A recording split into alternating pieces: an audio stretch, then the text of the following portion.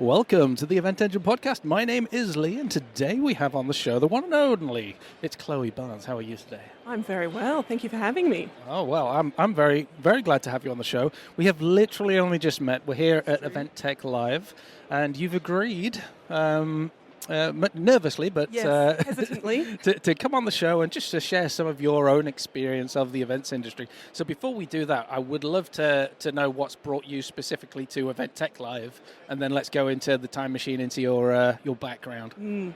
Well, officially, I'm actually here in London on holidays at the moment from Australia, so It just happened to coincide that the show was on at the same time I was going to be here, and my background is around event technology, so thought the stars were aligning, and I had to come and check it out.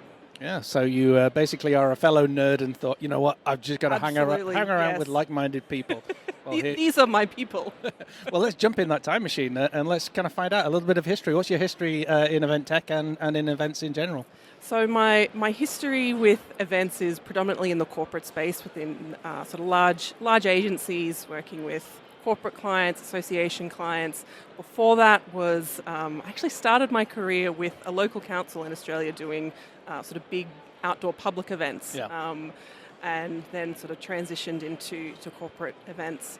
And then most recently spent my time leading a digital team within a large events agency. Yeah, amazing. So if we talk about a corporate event, what does that look like? Because I think many people have a different idea of what a corporate event might be. So I guess working with large brands and delivering events for them. So everything from their internal sales events that are just targeted to their internal teams through to more marketing style events where they're trying to connect with customers or potential customers. It could be an exhibition, could be something that's more targeted for them, road shows, things like that. Yeah. All right. So literally everything in between. Absolutely. Yeah. Feels like I've done it all, and yet there's so much that I haven't done. No, I hear you. Well, I think in its own right, every event is completely unique anyway. Absolutely. Was there any style of event that you particularly enjoy organising? There's. I always loved a gala dinner because they're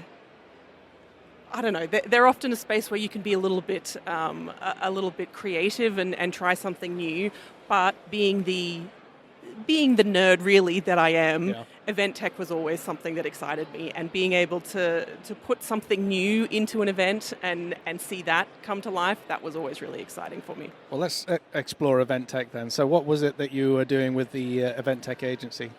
So this was a few years ago now, and I think this was before COVID. Okay. Which I think is important to say because I think COVID was a catalyst for a lot of the change and a lot of the innovation that we've seen within the industry, and even hybrid events or virtual events weren't really a big thing before COVID. So.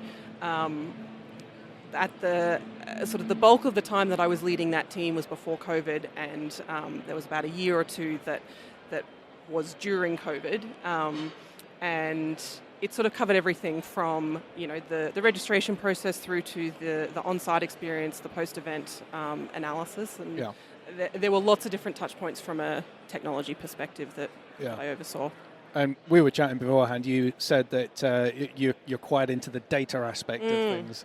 What sort of data were you gathering, or should event organisers be gathering at any particular event? I think that I always thought the industry as a whole has been slow to use the millions of data points that we're actually collecting. Whether you realize you're collecting it or not, or realize that you can do something with your data, you're already collecting so much.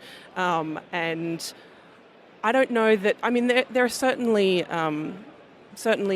agencies and I guess owned events that are doing better with that. But as a whole, I think there's a real gap there in terms of how we can be using and understanding our data to understand who we're connecting with, what they actually want, how they want to engage with us, and to be, I mean, it's a bit of a silly saying, but to be smarter with data. I like it. I mean, the fact you say that in an Australian accent is just perfect for me. So, because I say data, you say data. I know, yes. It doesn't quite work with the British accent. Yeah. Smater with data. No, it doesn't. No. So how can an event organizer be smarter with data? Now I've got data in my head now. I think the first starting point is to actually understand where you're trying to end up. So starting at the end and working backwards. Yep. What is it that you want to understand from your event before you actually start planning it?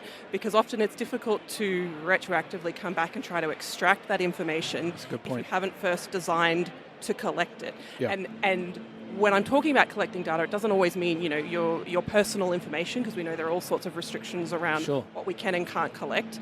But even sort of de-identified data around people flow or all sorts of things that really have nothing to do with anybody's personal identity, but just the overall makeup of the event. But I think it's really important to start at that end point, sort of from the start, and work backwards.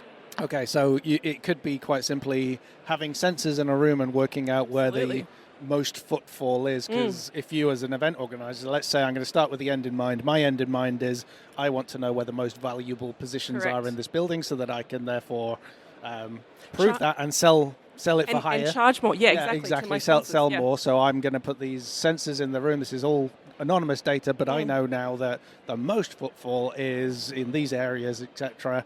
I can even maybe begin to extrapolate why. Maybe someone was giving away lots of free coffee. Yeah. So, okay, now we know why. Yeah, and just to helping to understand the nature of your event and use that to grow it. I mean, I think there's always going to be a starting point. You're never going to be able to understand everything all at once, the first time you run this event, but using that each time.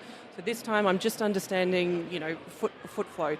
Next time I'm understanding, how people are engaging with sessions, and just sort of building on that to then get a really deep understanding of your event, your attendees, your exhibitors, your sponsors, to really know your event and how to get the best out of it. So, it feels like it should be relatively easy to get some of that data from, say, an online event. Yep.